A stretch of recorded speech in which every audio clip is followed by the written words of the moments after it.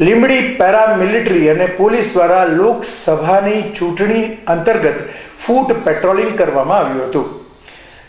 ત્યારે આ બાબતે વાત કરવામાં આવે તો 2024માં સુરેન્દ્રનગર જિલ્લામાં આગામી લોકસભા ચૂંટણી અન્વયે લીંબડી ટાઉનમાં સંવેદનશીલ વિસ્તારોમાં પેરામિલિટરી ફોર્સ તેમજ Limbdi circle police inspector Shri M.H.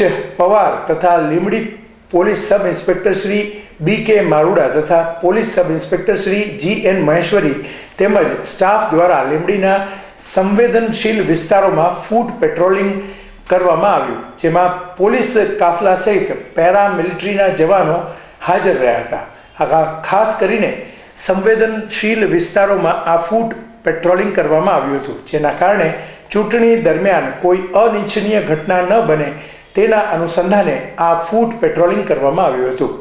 અહેવાલ કલ્પેશ વાઢેર।